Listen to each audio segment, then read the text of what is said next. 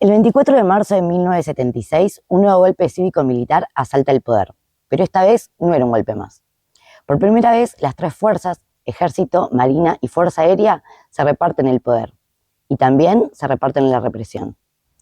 Ese golpe no fue solo militar, contó con complicidad de sectores civiles, sectores empresarios y financieros, medios de comunicación, el sector más conservador de la Iglesia Católica y la sociedad rural.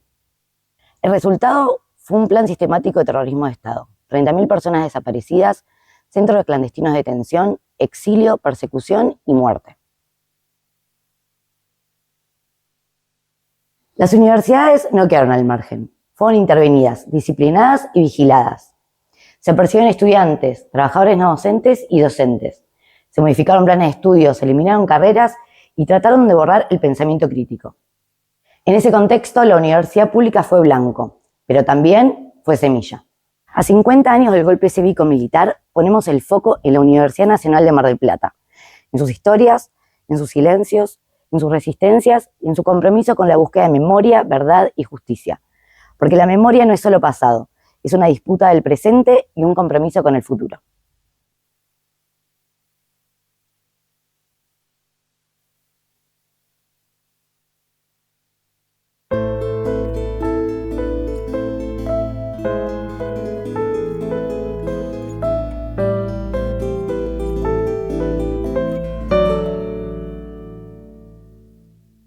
Para hablar del golpe, como vos decís, nosotros tenemos que marcar un antecedente.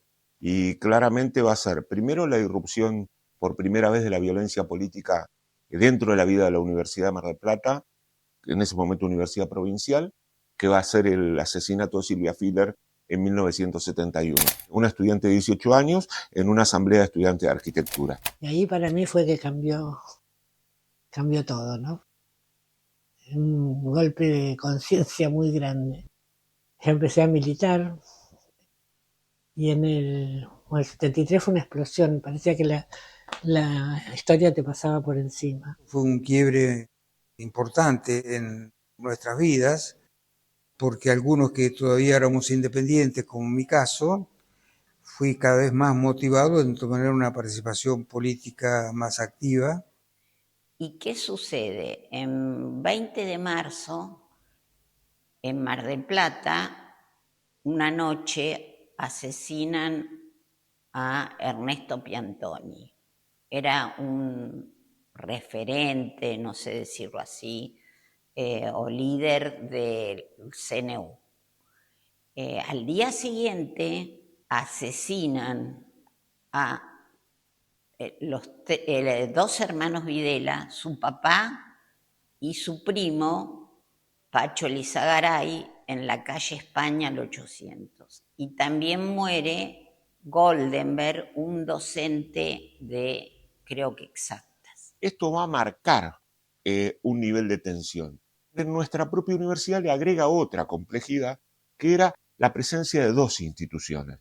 La Universidad Provincial, creada a principios de la década del 60, con la gobernación de Óscar Allende, y la creación de la Universidad Católica Estela Maris. Acá uno ya comienza a ver cómo se preveía en esa nacionalización del año académico de 1976 como Universidad Nacional de Mar del Plata, y acá comienza ya la tensión de, empieza a haber el cierre de inscripciones o restricciones en este sentido a determinadas carreras del área de las humanidades y ciencias sociales. Se decidió que hubiera guardias en el acceso a la facultad que iban controlando quiénes éramos los estudiantes que entraban o no entraban. Con toda razón se sostiene que la experiencia represiva en realidad se definió en 1976, pero comenzó a aplicarse en 1975. El 5x1, 2 meses o no menos de 2 meses, la desaparecen a Coca. Fuimos desesperadamente a tocar todas las puertas para que apareciera Coca, pero no hubo caso. Recién Coca aparece el 23 de marzo del 76. Se pone en conocimiento de la población que las operaciones de control militar en todo el territorio nacional se desarrollan conforme a los planes previstos. Comunicado número 1 de la Junta Militar. Se comunica a la población que a partir de la fecha el país se encuentra bajo el control operacional de la Junta Militar. Se recomienda a todos los habitantes el estricto acatamiento a las disposiciones y directivas que emanen de autoridad militar, de seguridad o policial, así como extremar el cuidado en evitar acciones y actitudes individuales o de grupo que puedan exigir la intervención drástica del personal en operación.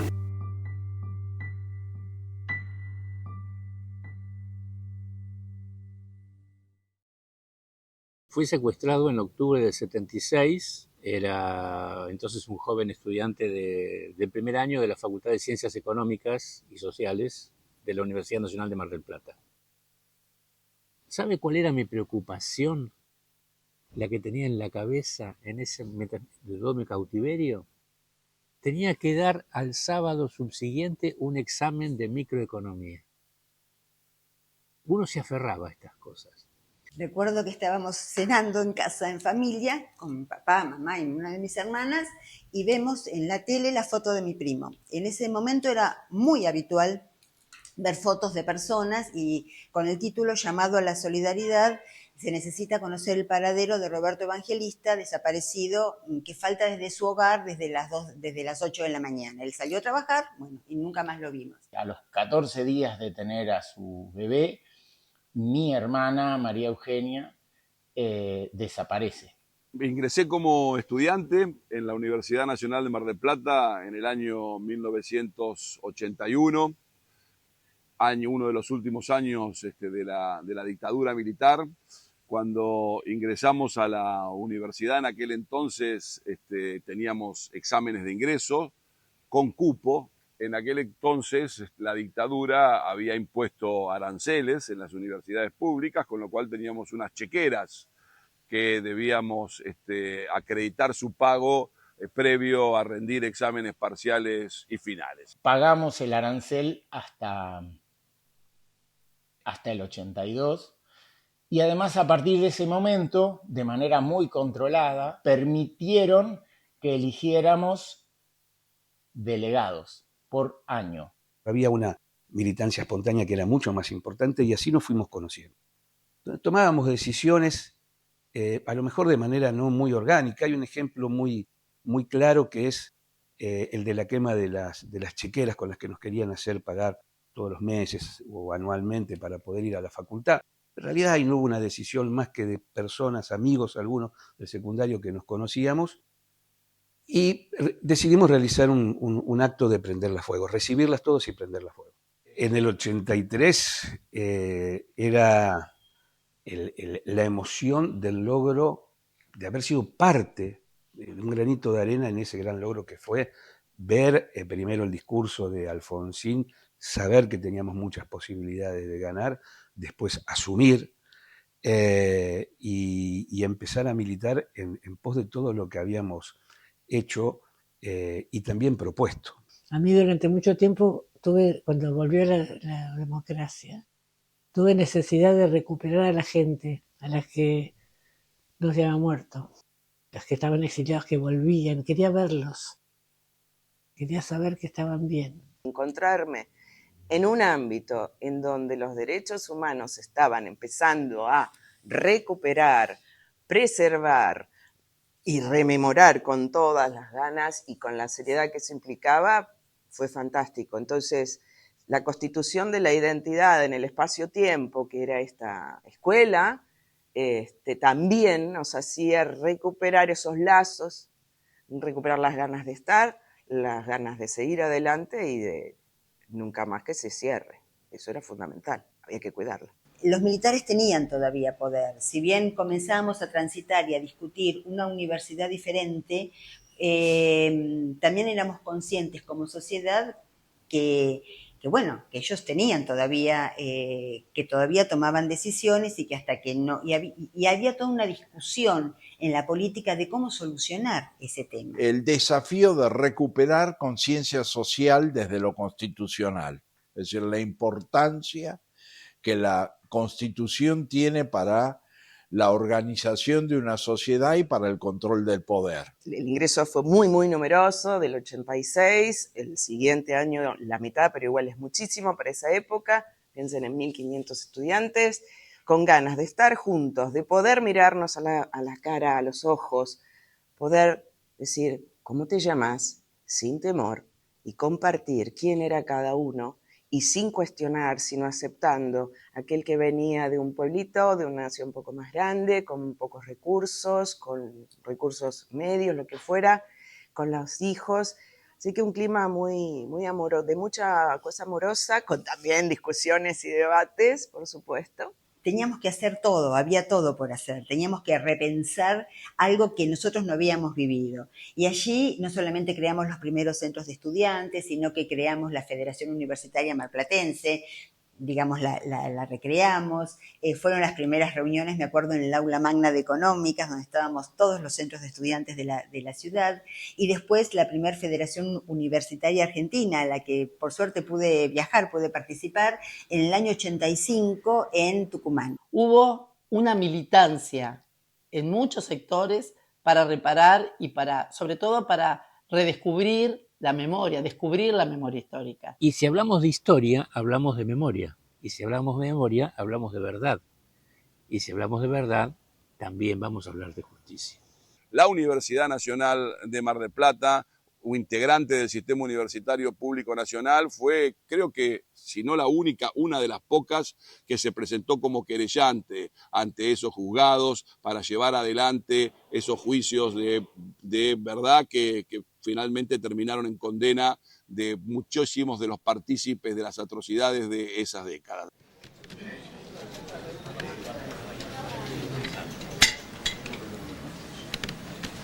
Cabe reconocer como finalidad de este tipo de procesos el derecho de las víctimas a conocer la verdad de los hechos que dieron lugar a las graves violaciones de los derechos humanos, así como también el derecho a conocer la identidad de quienes participaron en ellos.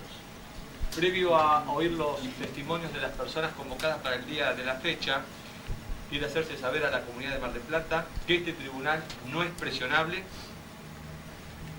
y que ni las falsas denuncias, ni la calumnia, ni la injuria, ni las cartas, documentos intimidatorias lo alejarán del propósito de descubrir la verdad de los actos de terrorismo de Estado que han sido denunciados y de la identificación de sus autores, así como de la investigación de los demás hechos conexos.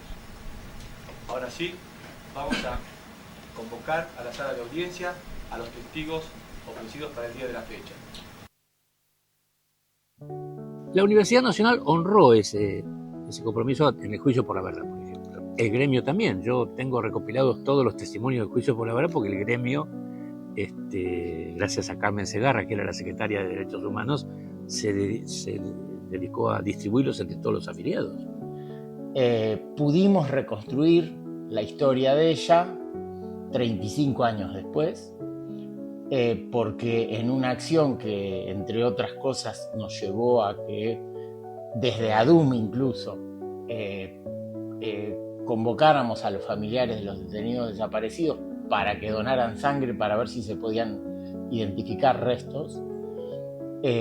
Tanto mi mamá como yo donamos sangre y eso fue lo que permitió la identificación 35 años después de los restos de María Eugenia. Se reabrieron en el periodo democrático carreras que habían sido cerradas durante el proceso. Psicología, sociología, ciencias políticas, antropología. En el marco de dos proyectos que tenía la Universidad Nacional de Mar del Plata, que eran la reparación histórica de los legajos de docentes, no docentes detenidos desaparecidos y de alumnos también detenidos desaparecidos, piden una colaboración al Obispado de Mar del Plata para encontrar algún tipo de información sobre esos docentes y alumnos que habían ingresado a la Universidad Católica en su momento. Lo importante de armar un poco esta historia fue que el cardenal Pironio sostenía que la universidad tenía que ser una comunidad al servicio del pueblo. Pasaron 50 años y hay que empezar como el primer día, ¿no? Esta reparación no termina, hay que seguir y hay que seguir y hay que participar de todos estos actos, de estas conmemoraciones, porque esto es lo que los chicos tienen que entender, que pasó, pero puede volver a pasar. Entonces, estas frases como las que están en la Facultad de Derecho, los cuadros de los desaparecidos, hay que sostenerlo. No es el pasado, es la memoria presente. Que sepan los estudiantes que esos nombres son de estudiantes, docentes, no docentes que trabajaban en la universidad y que fueron secuestrados y asesinados por sus ideas, por sus ideales, por las propuestas que tenían para que en Argentina viviéramos mejor y el conjunto de la población podía vivir mejor. Nunca más tanta tortura, nunca más desapariciones. Sobre todo esto que todavía ocurre, que todavía hay muchos jóvenes que no saben su verdadera identidad, eso que fue eliminado. Por eso la recuperación de la democracia, la recuperación de la facultad y la reapertura de esta facultad en particular, eso significaba, ¿no? Porque la memoria, la educación y la libertad van de la mano, y eso es lo que se respira, eso es lo que hacemos en las universidades públicas argentinas, y eso es lo que hacemos en nuestra universidad. Memoria, verdad, justicia. Memoria, verdad, justicia.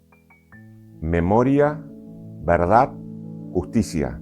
Memoria, verdad, justicia. Memoria, verdad y justicia. Memoria, verdad, justicia. Memoria, verdad, justicia, democracia siempre.